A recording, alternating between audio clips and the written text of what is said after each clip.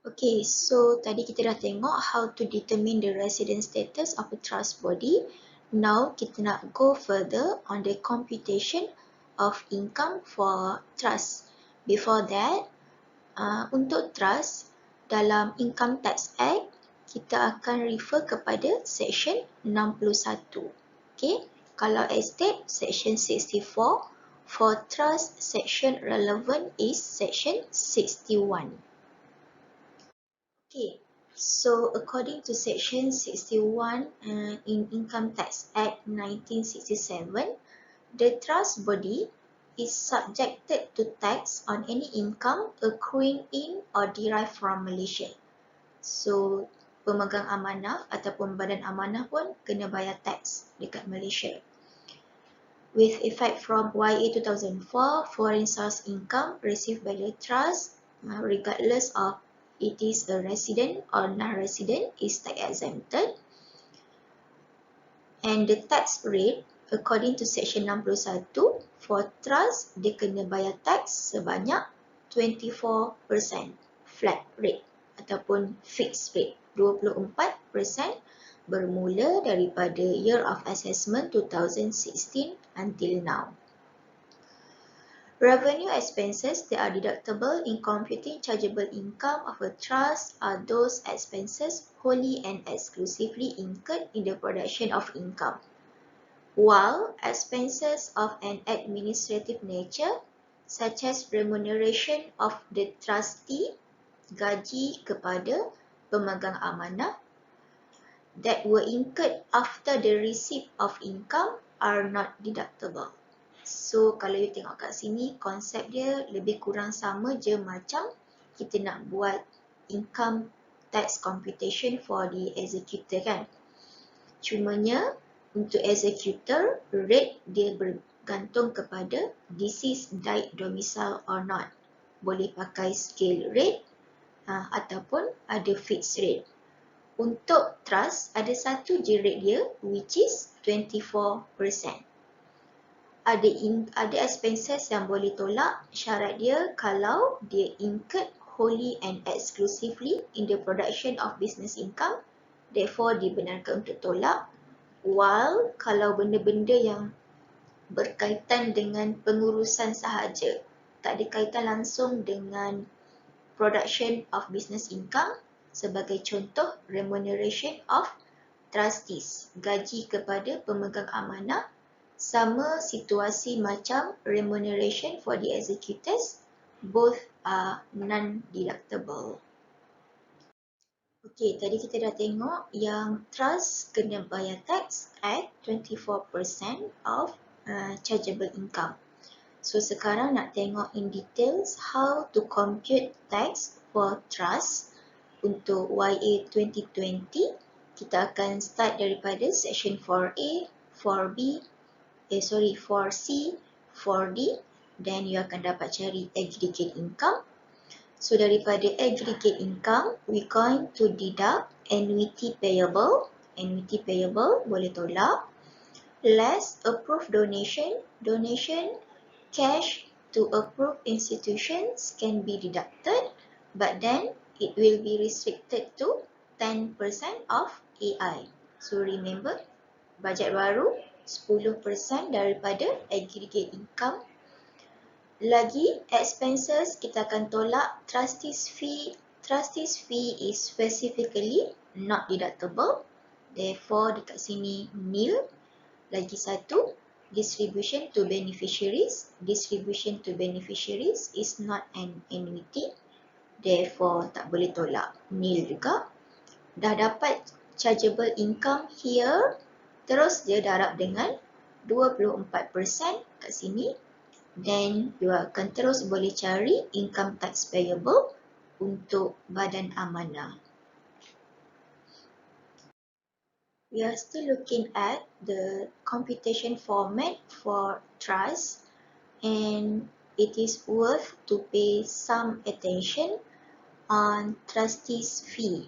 Okay, gaji kepada pemegang amanah. The same concept for executors fee applies here, where trustees is being paid for administering the trust Therefore, the remuneration is not deductible. Tak boleh tolak yang ni. Kalau bayaran dibuat sebab dia menguruskan badan amanah. Meanwhile, if the trustees involved directly in carrying on a business of the trust, so dia bukan menguruskan badan amanah, tapi dia uruskan business. Dia mesti incurred in the production of business income, therefore the remuneration would be deductible. Konsep yang sama macam executor's fee. Kalau uruskan trust, tak boleh tolak. Tapi kalau trustee menguruskan bisnes, therefore boleh tolak. Okay, so kita dah settle berkenaan dengan computation format. Kita dah tengok dah apa yang boleh tolak, apa yang tak boleh tolak. Here, we going to look deeper on the distribution to beneficiaries. By right, awal-awal lagi kita dah belajar if the trustees made a distribution to the beneficiaries and it is not an annuity, therefore that distribution is not deductible. Tak boleh tolak ataupun tidak dibenarkan tolak. However, the provision to section 61 subsection 2. So masih lagi section yang sama 61 tapi lagi fokus dekat 61.2. Ada pengecualian diberikan. Macam mana pengecualian dia?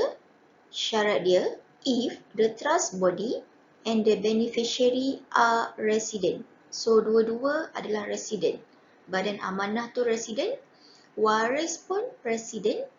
For the basis here, for the YA, then the DG, Director General of IRB, may at his discretion allow the beneficiaries shares of income as a deduction. Dah boleh tolak pula. Okay. Awal-awal dia punya principle kalau distribution kepada waris yang ni tak boleh tolak, tak dibenarkan tolak kat sini ni. Yang ni. But then ada sedikit pengecualian bergantung kepada section 61.2. Syarat dia kalau trust body and the beneficiary are resident, therefore dibenarkan untuk tolak distribution kepada waris in arriving at chargeable income of the trust body. So ingat betul-betul prinsip asal awal-awal distribution kepada waris tak boleh tolak. However, if DG permits an admission or application of section 61 subsection 2, then the distribution made to beneficiaries can be deducted against total income in arriving at chargeable income of the trust body. Okay, so here in this slide, I summarisekan untuk you perbezaan treatment if we are going to apply 61.2. Kalau 61.2 is to be applied, then here distribution to beneficiaries is allowable. Boleh tolak. So bila kita tolak kat sini, apa jadi dekat chargeable income? Chargeable income of the trust will be lower. Therefore, income tax payable by the trust is also reduced. Lagi sikit lah. Meanwhile, if section 61.2 is not to be applied, here distribution to beneficiaries nil, tak boleh tolak. Menggunakan prinsip asas yang awal-awal dulu, distribution kepada waris tidak dibenarkan tolak.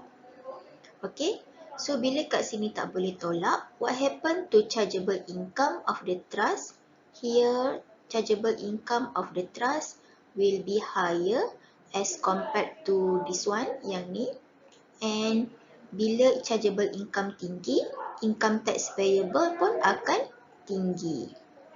Alright, now we are going to look at the implication of section 61.2. What are the effects of we applying section 61 subsection 2. So if section 61(2) is to be applied, the trust body and the trust body and the beneficiaries both are resident, dan dia boleh dapat bukan exemption, dia akan dapat pengecualian daripada DG yang membenarkan distribution to the beneficiaries to be deductible. As a result, the chargeable income for the trust will be lower. So since trust dah tolak payment made to beneficiaries, maksudnya waris dapat income daripada trust yang belum dibayar tax. Therefore, beneficiaries here cannot claim tax credit. Tax payable by the trust is not available as tax credit under section 110. Sebab apa?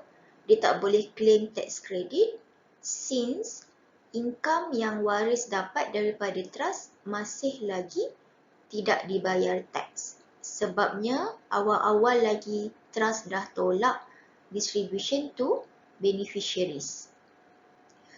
On the other hand, situasi yang lagi satu, let's say kita tak apply 612.